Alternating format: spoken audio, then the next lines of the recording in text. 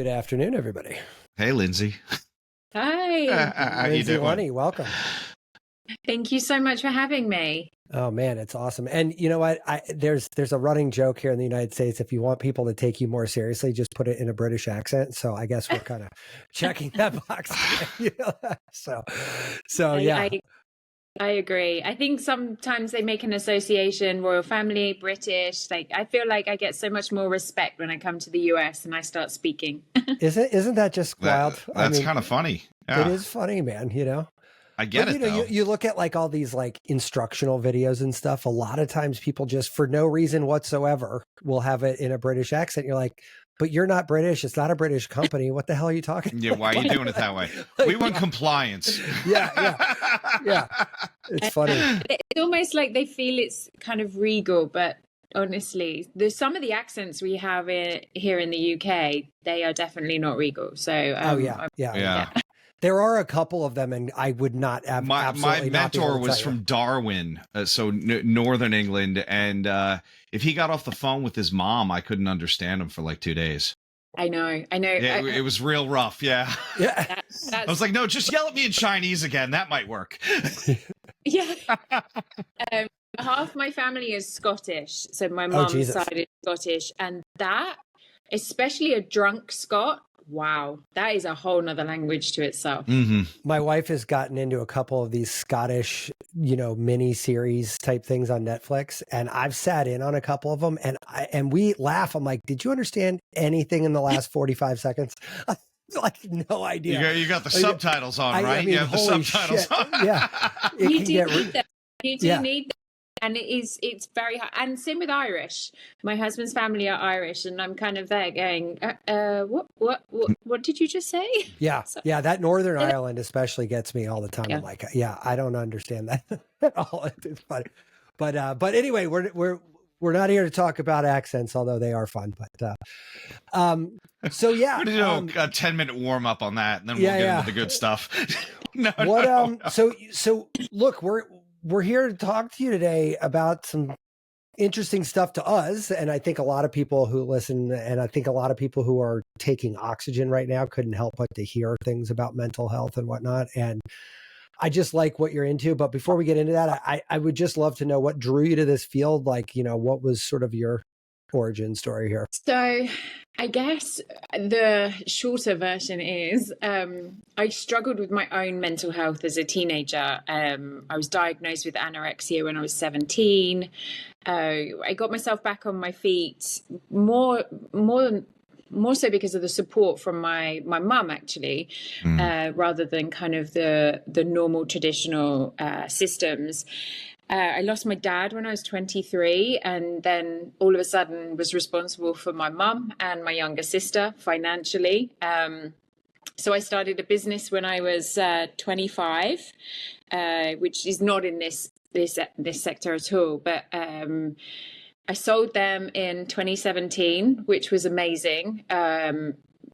Really great to be able to support financially the family. And during that time, I became a mum. I've got 2 kids.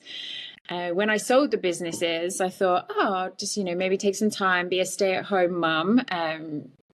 That lasted, I'm going to say 2 months. Yeah. Before I love my kids, but I had really found my calling in, I was not great at school, I'll be totally honest. Didn't really kind of do great in exams. But when I had my first business, I really felt a sense of purpose. And I was like, my God, this is fantastic. I've really found my thing, the highs, the lows, everything. So when I decided to kind of try and do something else, I helped a friend set up her business on social media using kind of bloggers, influencers and things like that. And I was kind of on, I guess you'd call it, set one day and met some of the influencers and bloggers, and I was just talking to them, and we got onto the subject of trolling and abuse and bullying online. And look, I've got an Instagram account. It's private. I wish my friends happy birthday. That is the extent of my Instagram. And you sound like me. Matt and I have a whole slew of channels for this show, and I don't think I've ever looked at them. I know, right? I hold my hands up and I was a bit like, what? And I guess it was kind of one of those moments where I sit there and think, well, hang on a minute.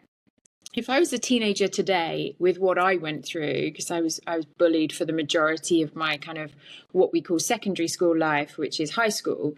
And if I went through that today, how would I manage that with social media? You know, my bullying stopped at 3:00 in the afternoon. I had a protective bubble of my home. And you know, we didn't have smartphones. They'd have to phone our landline, which is like, you know, so historic. But I had protection bubble and they couldn't reach me. Whereas now that is completely gone. So I started to look what is out there to support my children and other children in this kind of space with their mental health. And there's some great charities out there. They do superb jobs, but mental health is stuck in the dark ages. They have not caught up with the times. You know, we have handed the next generation this kind of social media world, but we have not given them any tools to manage it from a mental health perspective. So I just sat there thinking, what is it that I can do to try and change this? So I decided in some random moment to create a almost social media version of a mental health platform that was really familiar for young people to navigate, but fundamentally got them the right type of support, qualified support in the comfort of their own home in a way that they felt comfortable to reach out. So that is how I started the project in 2019, and we have launched in the UK. We are still self-funded, so we have a charity now, which is fantastic, but we help around 50 children a night. We're on in the evenings, and to date we have saved 65 lives. Wow, that's amazing.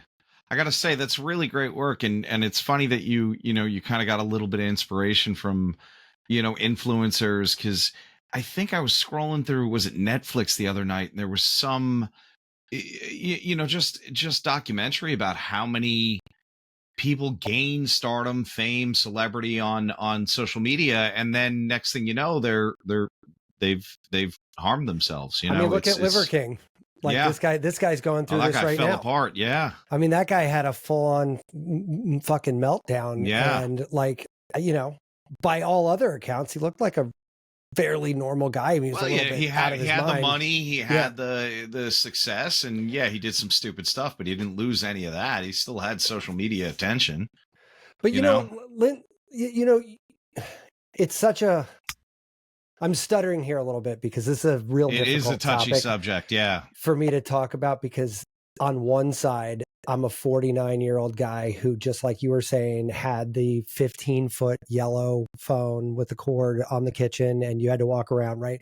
Then we got the cordless phone with the antenna. With the antenna that you kept bending.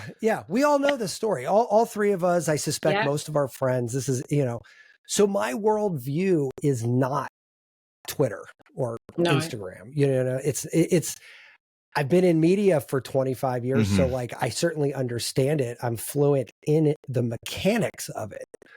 But from a worldview perspective, it's definitely not my first language, and that's okay with me, right? I'm fine with it. So, but my default mode, I don't want to say judgment, but it's kind of judgy. I'm like, oh, you're fucking incapable of self-control. You're just on this stupid just phone put down the damn phone. Of course. And look, these are all designed by absolutely gaming, the programming is gaming, it's addiction. They built by people for that reason. And I'm not here to bash social media in any way, shape or form. I'm actually trying to change the narrative, because I keep trying to say to the social media companies, you know what, you don't actually have to be the monster of the story. You could actually be the hero, because you are in the forefront of these young people's lives and you are right there with them, you could actually help them rather than throw algorithms in their face when they're searching for something. In that moment, they clearly need help. Get them the help. You don't need to then throw images at them. That's my only, I would say, probably negative stance on social media is the algorithms. That does not need to work that way. Right. And I guarantee you, they know at this point, with the amount of people that are using it, exactly what that rabbit hole looks like, and when somebody starts descending into it. You know, it's funny when they were, you know, threatening to ban TikTok here, everybody jumped and they went to Red Note, which is actually Little Red Book in Chinese. And I still go on there because it is a completely different social media platform where, look, I'm going to show you how to do this. Oh, here's a photo of me working out. It doesn't have, I don't want to say the commodification, but it doesn't seem to have that same addiction that everything else does, where like my wife knows I pick up the phone, I see something and I make this face and I get real angry. And she's like, it was a political thing, wasn't it? And I was like, yep. Why are you looking at it? And that algorithm knew exactly what Why are you looking at it? Because it's heroin. And it is. And those algorithms are so strong. TikTok are actually the strongest. Their algorithms are insane. But, you know, I stand by my point, which is they do not need to work that way, especially for young people. You know, if you're searching for help, you're in that dark place as a teenager, and you are reaching out to the only place you feel a sense of community because you're sat in your bedroom on your own, you feel like you've got no friends, school life is horrific, you know, that overwhelming sense. And then you go to the platform that you think is the community and you're searching for things and that algorithm takes over. It can have really detrimental effects on a young person's mental health. It can be life or death. And it doesn't need to work like that. It really doesn't. No. Well, and you said a clarifying statement, which I kind of want to echo. I don't necessarily, I think it's nice that you say I'm not against social media, right? Like it's drawing a line between. It can be a great. Yeah, there's a lot. Yeah. I mean, I had to change the brakes on my car. I watched 3 YouTube videos and it took me like 10 minutes. I was like, this is great. Yeah. Saved me like $300 at the mechanic. And actually, I'm sure you've got a lot of young friends actually that are hugely successful because of social media. You know, I have a lot. And there is definitely a place, but I do feel that we've created this platform and these platforms for young people and just gone, there you go, have fun. And it's like, well, hang on a minute, how do I deal with this? Yeah, you know, we've had so many people on when we're talking about consciousness and whether or not we're in a simulation, but I can't think of like, they were calling it meta before, but like now I'm looking at a universe that doesn't even exist and measuring myself against that. And then I'm feeling bad and I'm seeing things that make me feel worse. Yes, it is a tunnel.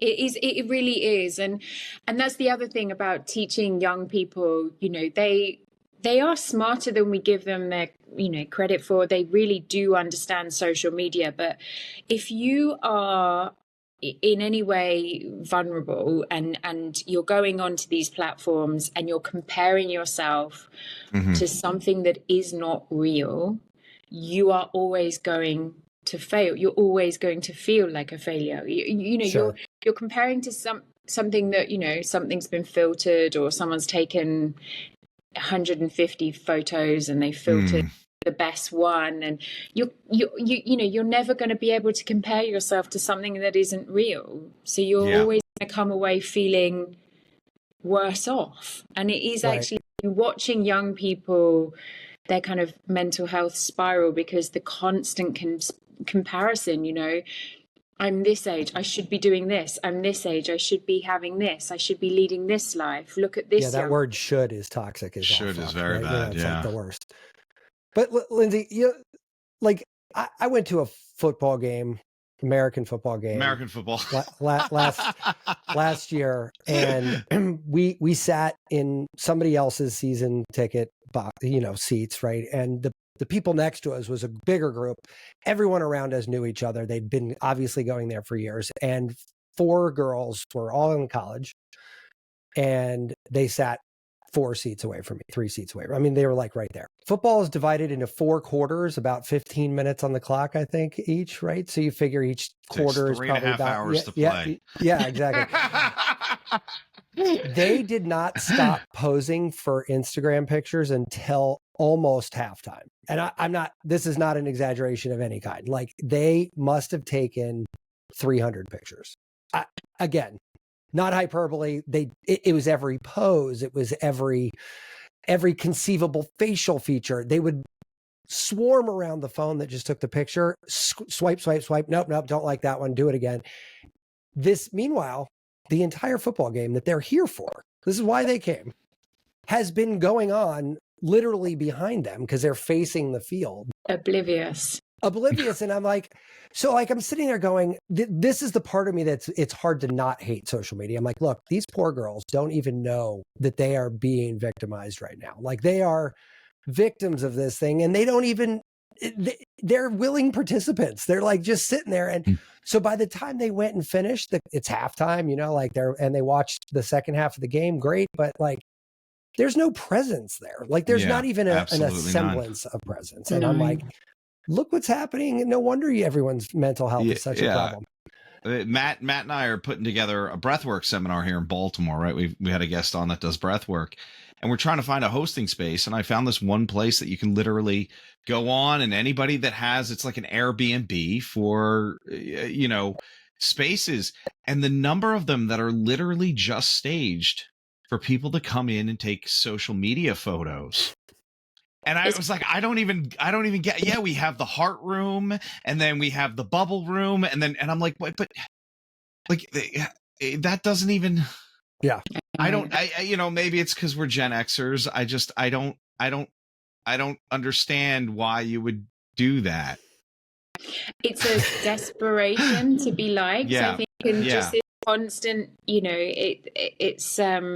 it's tapping into a part of young people that just the you know, like when we were at school, it was, you wanted to be the popular kid, but you weren't the popular kid, or well, I certainly wasn't, but you know, you kind of admired it's just that emphasized. You want to be the popular one. You want to be the one that everybody, you know, likes, and it kind of builds up to this kind of influencer type status, and it's just, they don't ever see real life anymore. You know, young people really struggle to communicate. They really struggle to have actual physical conversations now, because that is not how they lead their life. It's all online. It's all through kind of chat based, and okay, I'm there talking about chat based, and that's what the app does, but it's because they don't know how to physically communicate anymore.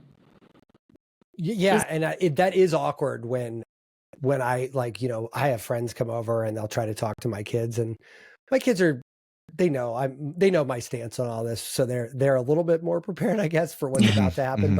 But they like really kind of make an effort. But when I go to their friends' houses and I see their friends at somebody else's house in a different environment where their parents aren't like, get off your phone, for God's sake, you know, it's awkward. It's like hard to watch at times. You're like, oh my God, these people can't talk to each other. It's painful. Yeah.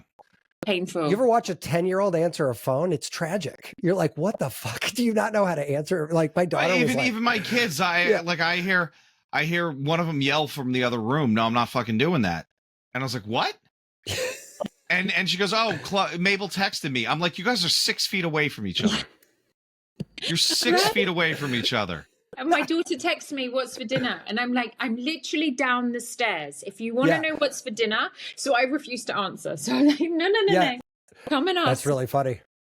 But, you know, like, I guess, Mike, from your vantage point, I mean, you get to see a lot more of this than I do. I mean, my sample size is my 2 kids and whoever they have over at my house at any given time, right? But, I mean, is there a way to a better place here in your mind? Like, I mean, how do we change? You want to change the narrative with the social media companies, but like, is there a way, or even a need?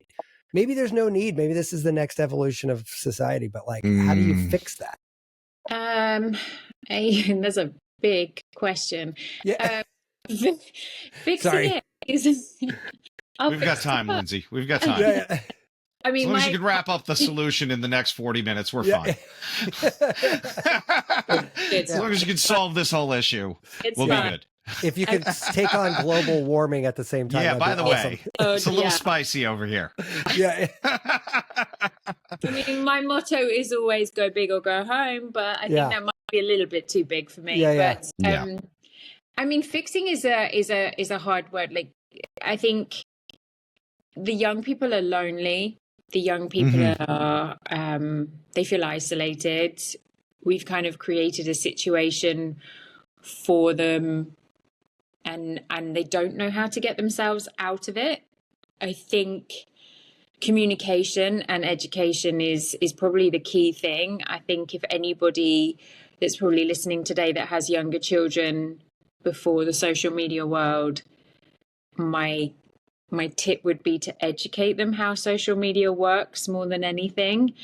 Talk to them about terms and conditions, which I know sounds a really boring subject, but if you understand the way the platforms work slightly more, then you're not as vulnerable, I think.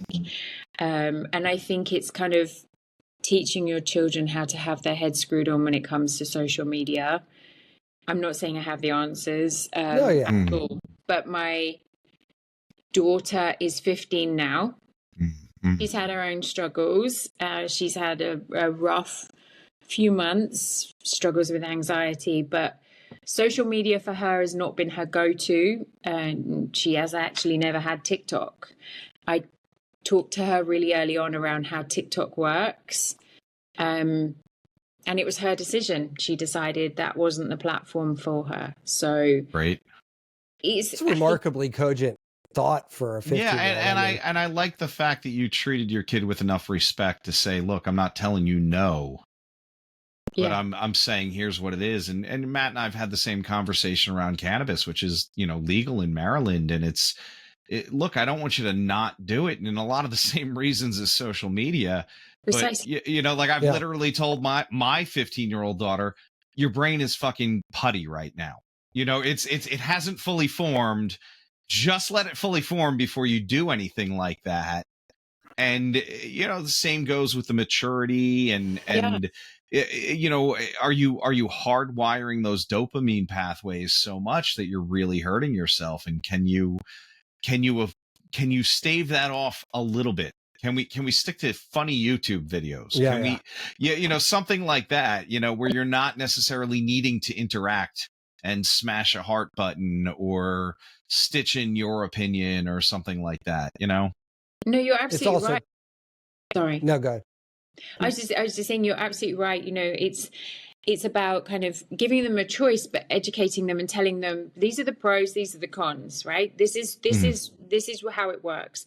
And at their age, 14, 15, they are so vulnerable. Their hormone changes are everywhere. Right. Their brains are sponges. They are just sponges. And you are kind of putting something in front of them.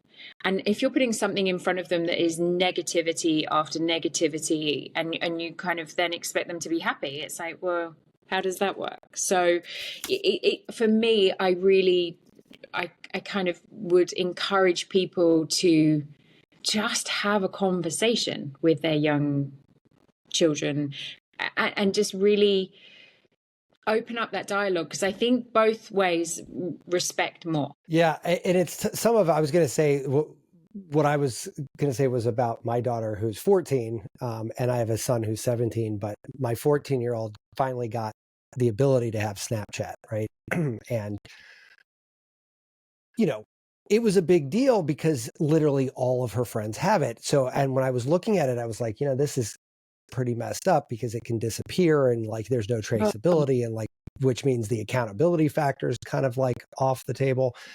But it's literally how 100% of her friends communicate. They track each other. They like that is their entire ecosystem. So I'm like, so by not letting her do this, it would be social suicide, right? Like there's not a second choice, right? Like I was like, well, have them text you. She looks at me like I'm fucking 100 years old. She's like, are you seriously crazy right now? At least they stopped Like, with the fucking voice messages. yeah. You know what I'm yeah. saying? Voice to text. Like, look, if I got to listen to it, just leave me a fucking voicemail. Yeah, which I'm not And going they're to like, check I'm anyway. never dialing your number. Okay. Yeah, right. Right.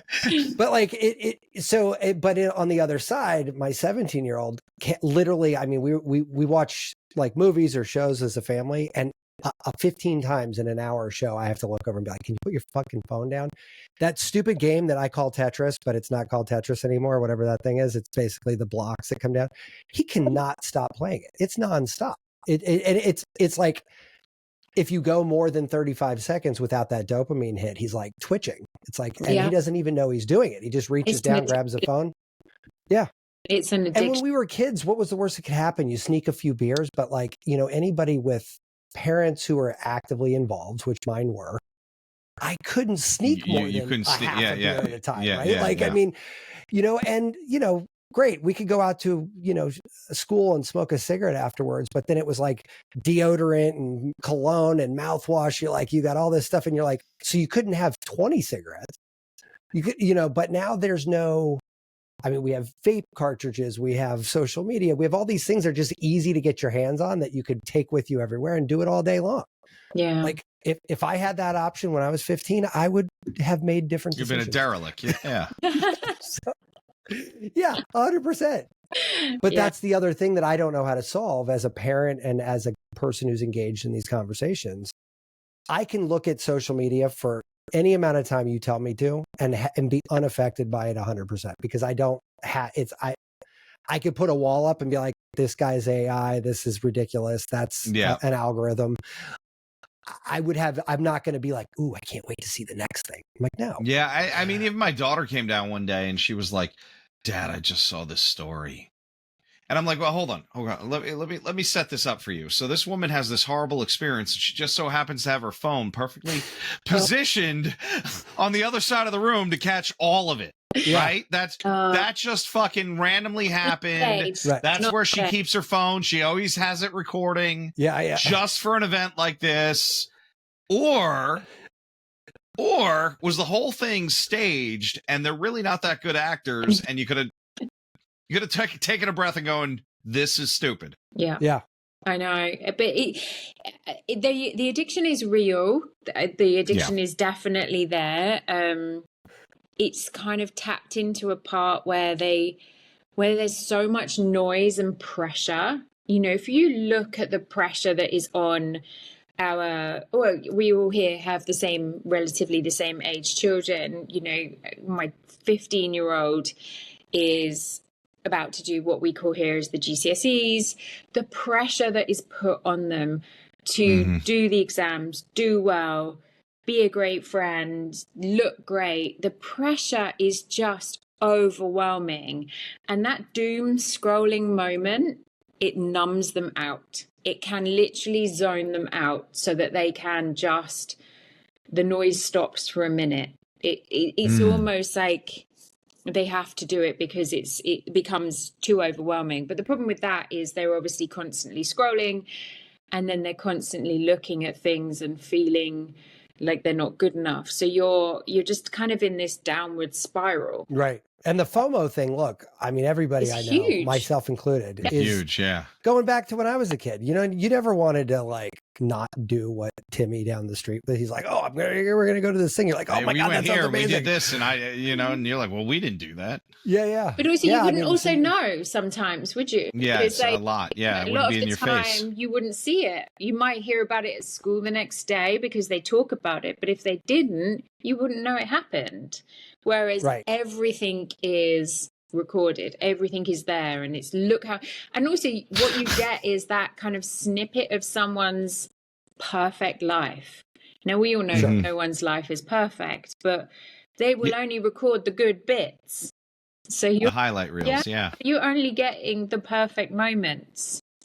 And I even laugh at that because I was a photography major in college for a minute, and when they teach you classic portraiture, it's like, stick your head out a little bit to like get rid of this under there and kind of go slightly to the thing. But then that gets translated by people who don't understand these things to these were hyper contorted, like this switch to the side, and it's all like, and you're like, oh my God, this perfect moment looks ridiculous because you don't understand what you were emulating, and therefore it looks staged, like very staged, not just kind of casually staged, but like extremely staged. Now, not to everybody, but it makes me laugh because I'm like, yeah, that's not, I don't think what you meant to do. I mean, it's not, but and they do. So I have a 15-year-old niece as well. So I have the two of them. They're best friends, my daughter and my niece, and it's lovely. Oh, that's convenient. It's brilliant. Yeah, super convenient. But they will take a couple of pictures and they will spend an hour just this one, that one, fix that, filter that bit, do this, and I'm like, guys, like you've totally lost the moment. It was just a picture. Sure. So it's kind of the overthinking. Well, who's going to think? Are they going to like that? Are they going to look at that? Are they going to think it's good? Do they think I look good? Just this kind of constant, just over evaluation. Their brain goes into overdrive, and even me, I'm there going, oh, I'm exhausted. I've been here watching you for half an hour and I can't cope. Yeah. Yeah. Matt had, we had a third partner who flew in to hang out with us, and Matt sent us all the photo. He did like a selfie of all three of us. And I'm like on the couch. I got my belly out. I'm like, yeah, that looks like a Gen X photo. Yeah. That's it. Just no post filter. it. No filter. Just post it. No filter. We're not going to get any better looking. It's cool. Yeah. And what's funny though is somebody, a kid, I forget, somebody, a teenager came, we were in a conversation with a group of adults, and they were said, one of the reasons why I think the 90s are so popular right now is because there was no tether to this digital world. There was no camera on everybody's thing. And I think it was insightful in the sense, or interesting at a minimum, right? Like, wait a minute. You actually think this is a cool thing that like, and they were like, yeah, you guys didn't have to some worry freedom about it. It wasn't even like on the thing. He's like, my parents have Find My, they can know where I'm at all times. Like there's no. Which as a parent feels great. Which as a parent feels wonderful. Yeah. Yeah. Where are they? Oh God. Yeah. Which, you know what, look, I can't be, we already said this I said this a few minutes ago. I mean, I couldn't do too much, right? I did plenty of stupid shit when I was a kid, but you sort of had some boundaries because everyone I knew whose parents were in the same boat. You also didn't post it on social media either. So you, no, that's the other thing. But you know what, when I was, but we didn't have that. But you know what I did have? I was the first person I knew that had it, is a digital camera. I had it because Apple wouldn't give me a loan. And when I was a freshman in college, under a certain amount, and the computer came like right to the amount, but not over it. So I needed to buy one more thing. And I'm like, oh, this camera, Apple Quick Take 150. It was a 640 by 480, 256 color camera, shittiest pictures ever. But I took that thing everywhere. I found that thing the other day and looked at some of the pictures. Now this is from like 96. 95, nobody had a digital camera, and there is definitely pictures that nobody I know, like now these people are like doctors, lawyers, like, and I'm like, yeah, they don't want that coming out. They don't want this airing. No. Yeah, and I would never do that, but it is funny because like it's a window into like we didn't have to worry about it. Right? And that God, and if you did something stupid now, there's 500 cammers pointed at you. Yeah, you're absolutely right, and it's within 30 seconds. It's on social media. I do think young people though are the reason the 90s are so popular is because they would like that life. When you talk to the young people, they don't want to be addicted to social media. They don't want to be addicted to their phone. Oh, that's interesting. They really don't. They are desperate to not feel like this. But they don't know any other way.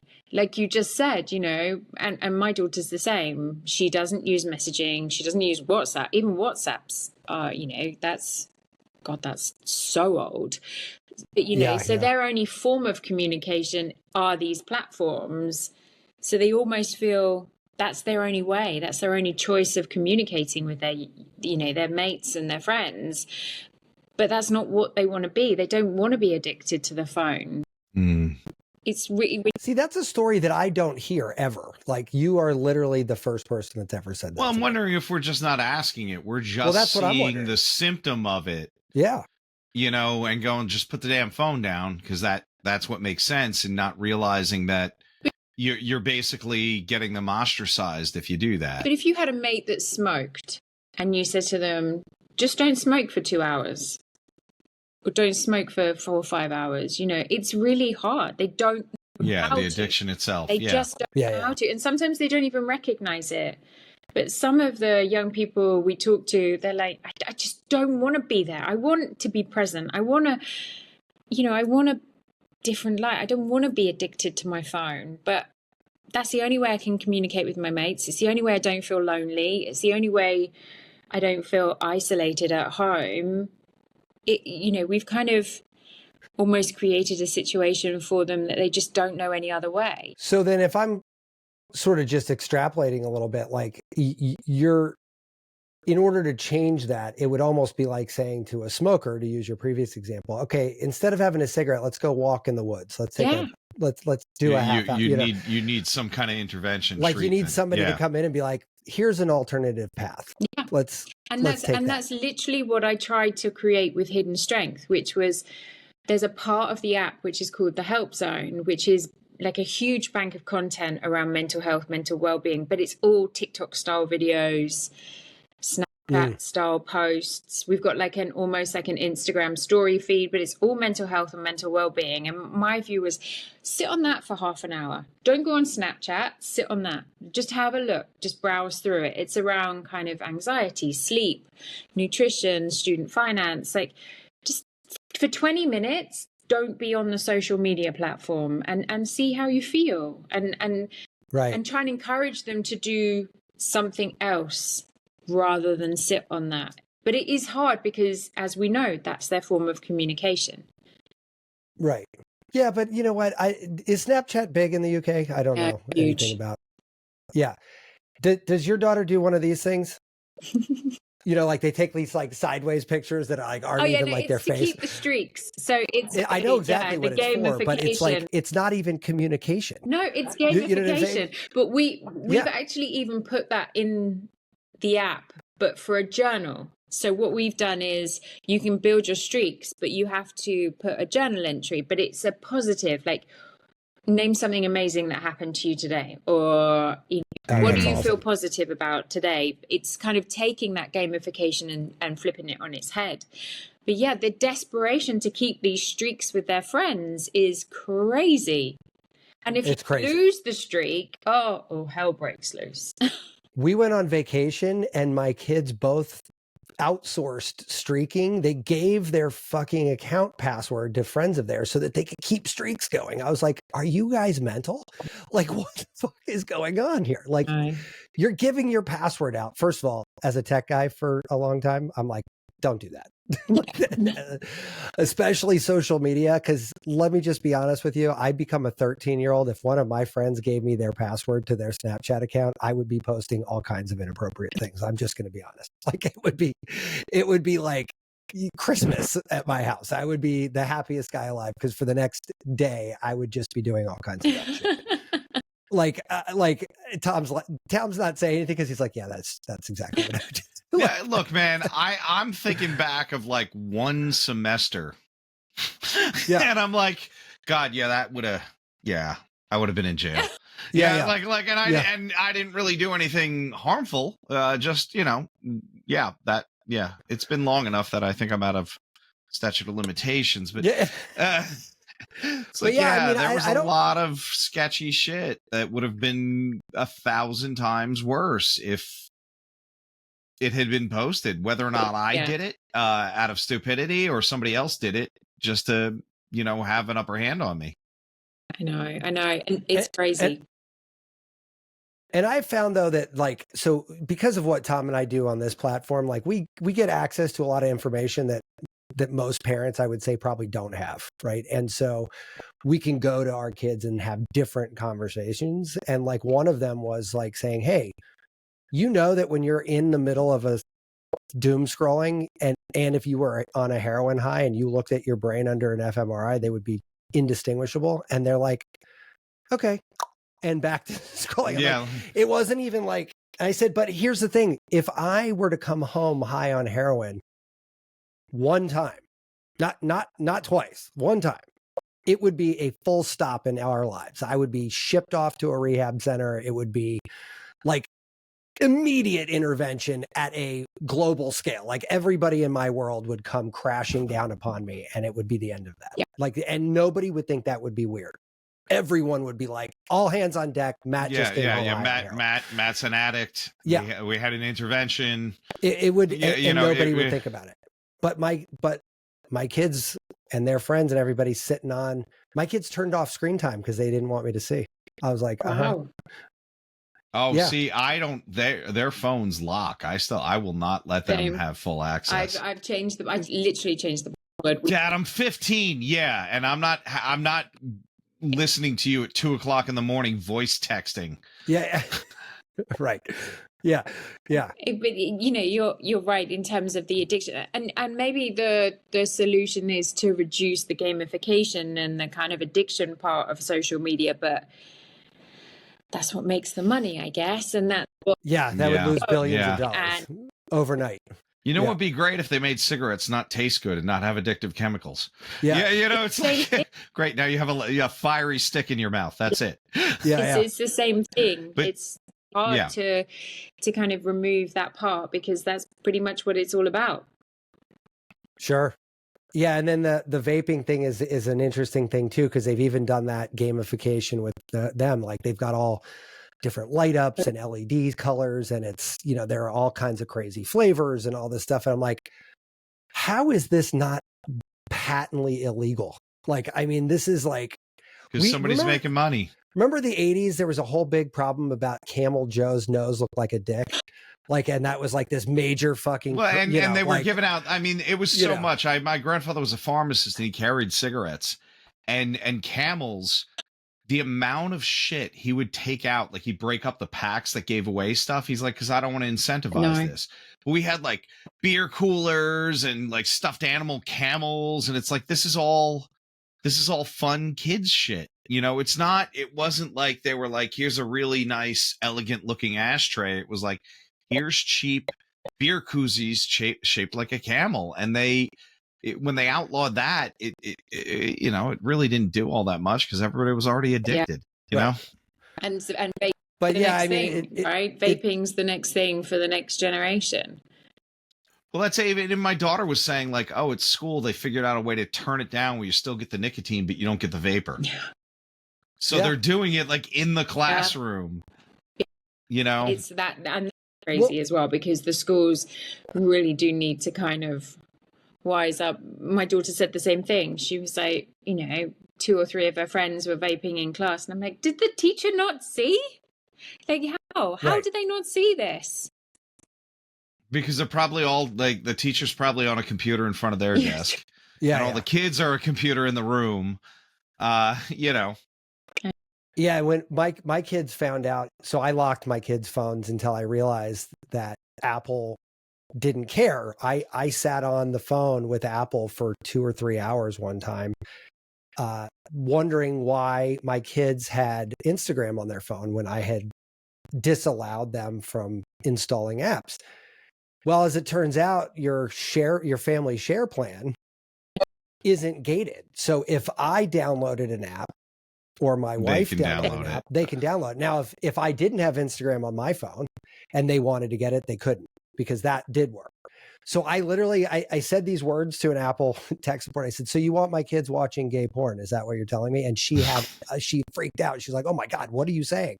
I'm like, check my browser history. Check my browser. Yeah. I was like, well, on my spare time, I look at gay porn, and now since you're not gating this, you are in effect condoning it. And they sent me a free Apple TV.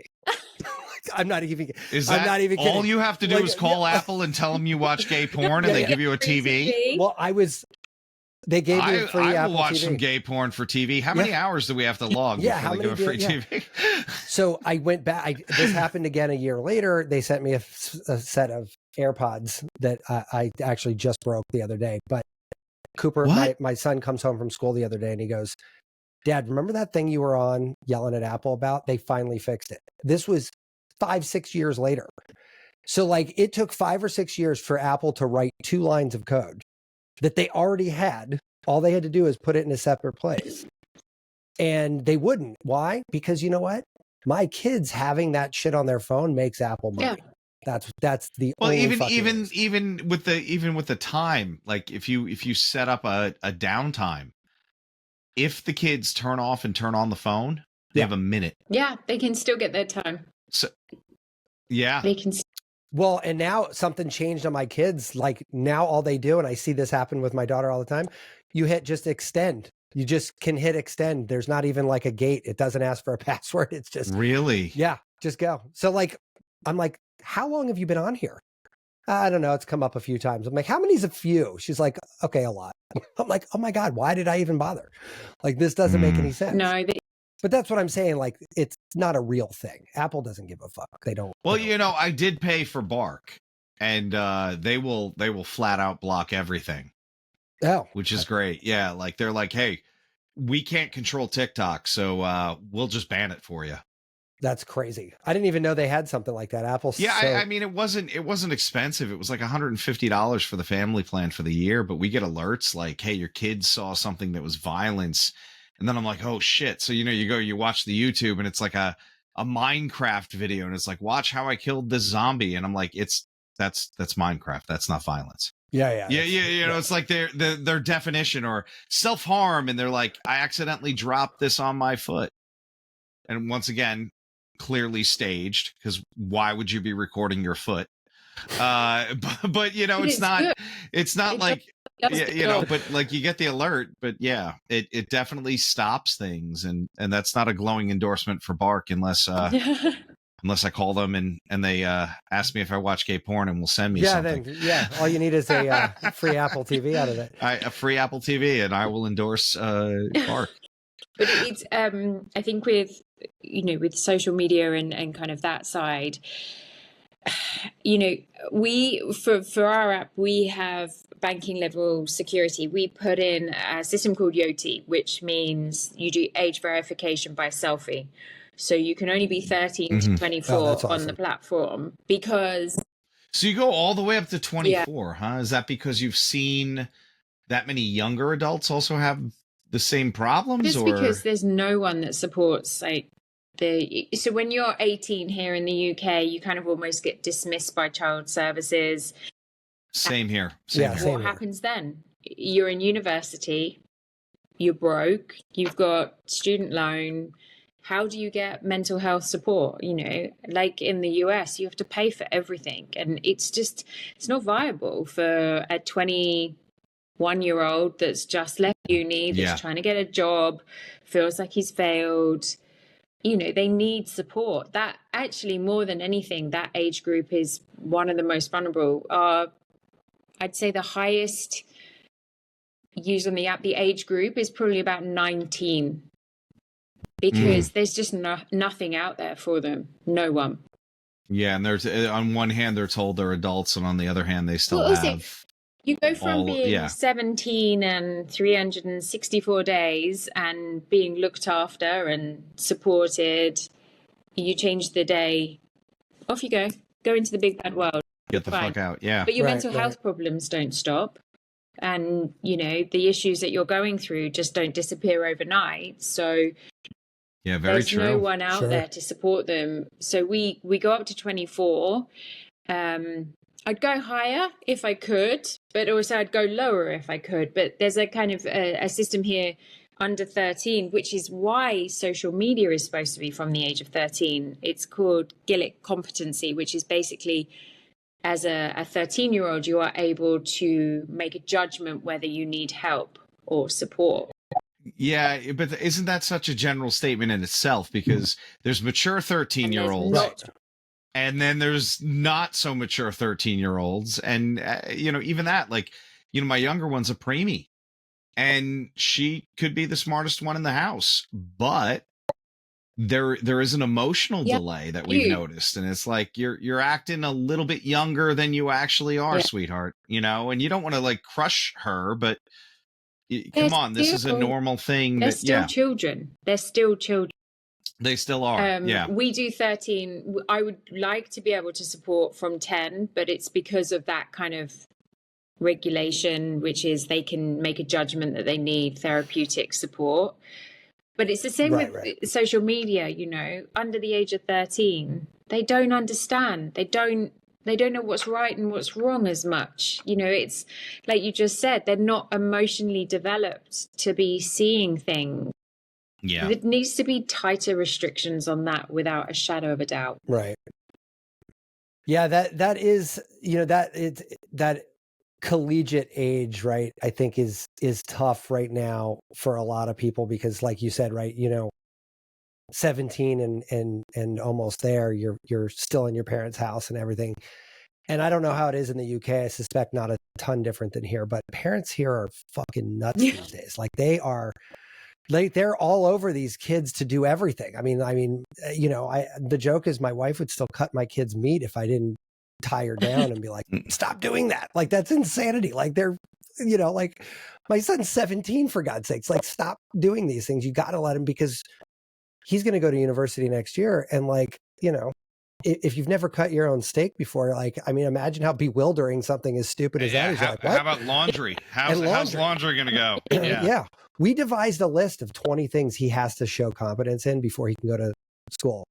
Changing a tire, fixing a toilet, like stupid things, cooking a breakfast, a lunch, and a dinner of his choice. But like, you got to choose 3 meals. Like, these are things that like humans should be able to do. Yeah, no, you're absolutely right. And I agree with you in terms of like the parent side, but there's also from the school side, I do think the educational system needs to change when it comes to things like that. They need to learn more about life lessons. You all of a sudden leave school and you're off to university, you leave the comfort of your own home and you're told to manage your own money.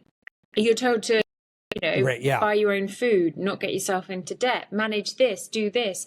And it's so overwhelming. Like so many 18-year-olds, their mental health just deteriorates so quickly in the first 6 months of university because of the pressure that's put on them. But it's because schools need to have better life skills, you know, just in terms of not just courses, but, you know, PHSE and things like that, which is, you know, what they're supposed to teach them how life goes. It's just nothing, you know, teach them how to manage their money, teach them how to manage a loan, teach them how to get a mortgage, how to get a job. Don't you focus on the wrong things. Yeah, I went to graphic design. I got a degree in graphic design. You know what they didn't tell us one thing about is how to do a contract. You know what every graphic designer in the fucking planet needs? A contract. Oh, like God, every single one. There's a British singer and I forgot their name. But the song is called Don't Stay in School. And it's literally like, I can tell you how many wives Henry VIII had and how they all died, but I can't balance a checkbook. I can tell you, I can recite the quadratic equation, but I don't know the laws in my country. like you're not teaching me the life skills I need to get by. And I think, you know, and here we talk about it being a design for the Industrial Revolution. I want you smart enough to operate machines, not smart enough to question why, you know, the boss is making all the money and everyone else is living in squalor. But that's another group of punk songs that I listen to. But within that, it's a really interesting thing that, I mean, we don't teach civics in our school. We used to have home ec, right? And at least it could teach you how to cook. You know, it's kind of a shame. And that's where a lot of, because the problem is when you look at things like throwing a situation, an 18-year-old leaving home and all of a sudden has to manage their money and, you know, make sure that they feed themselves and all of this, those kind of situations, low level concerns cause them anxiety. So they start stressing out. But what you find is then it's a downward spiral. So that young person's struggling anxiety, then they start losing sleep. their grades start falling. They start sinking a bit into depression because their grades are falling. They feel like they're failing. That depression can lead to having such a knock-on effect. So my thing is, like, you know, if you teach them how at Hidden Strength, for us, it's all about early intervention. So teaching them life skills, teaching them about mental health, how to manage their mental health, life skills, mental health. It's the same thing, which is when you're anxious and you know, you're struggling, this is how you deal with it. This is how you manage your emotions. Because if you can then teach them those skills, it has such a huge impact on their life. Even as an adult, you know, then your default position isn't anxiety, depression, sleepless night. Sure. You're actually able to then emotionally manage things better. Do you see people coming to your platform of their own volition or by sort of intervention terms all of ours from their is, parents or friends? all of ours is it's anonymous. They find out about us on social media, ironically. We're not, you know, they don't hear about us from kind of doctors or anything like that. We're all they refer themselves, basically. So by the time they hit our platform, they want the help. They want to. Got it. Which I think is a testament to your earlier statement that it's like kids are looking for a way to get over this. And they are struggling. We're anonymous to a certain point. So when we have like a 20-minute touch point with a therapist, or they have a 40-minute therapeutic support. But if the therapist feels they're struggling and they're at risk of harm to themselves, we break confidentiality. And the way that our platform is built, we can locate that young person to within a meter. So we will then send emergency services to reach them. So we've had situations where young people have overdosed, or, you know, they are attempting their life, and we've managed to send the emergency services. But they've come to us because they want the help. It's a cry for help. Sure.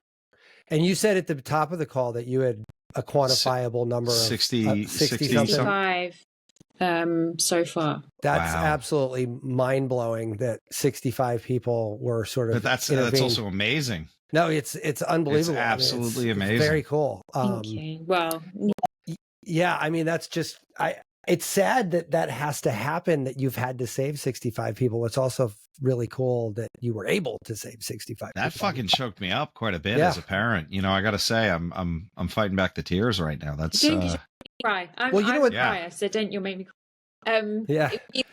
You know what though? It's like nobody knew how to do this. Like nobody told me when I was having kids that I'm going to have to send my kid to college with Narcan and an EpiPen. Yeah, that was scary. As I got older and older, they're like, "Come get free Narcan training," and I'm like, "How the fuck bad are we with drugs?" And then here, what was it? 15 people the other day overdosed in our in our city. A mass overdose in one location.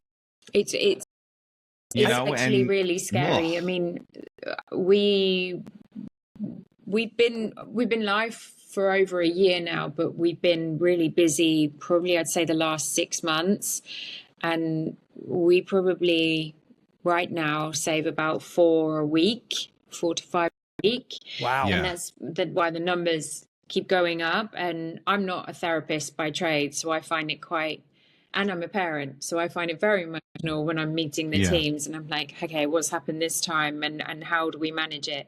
But these young people they feel there's no other. But the other thing is their brain, which is really interesting for me when I worked with our psychologists, their brain doesn't understand the future until, like, girls and boys, you're in early 20s before you can actually see yourself in the future. So you can say to a young person, what are you doing next year? And they can say, oh, I'm going to Spain on holiday, or I'm going here and I'm doing this. But they physically can't imagine their future. So when something happens to them, their world is ended right at that moment, because they cannot see tomorrow. They can't see next week. So you can sit there and say to them, it'll be fine in 3 months' time. No one will remember. Or, you know, you'll be fine. You'll be out of this situation. They physically, their brain cannot process that information. Handle it. Yeah.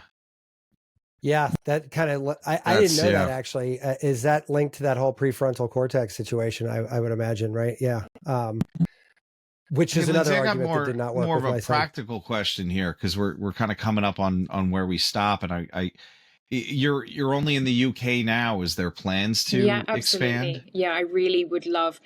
I've always wanted to launch here in the UK, but for me, the US was not my target, but it was because I knew that we could help more children there. We have the NHS here in the UK. Yeah. They get support. They do have long waiting lists. Are you saying our healthcare No, system doesn't never. work?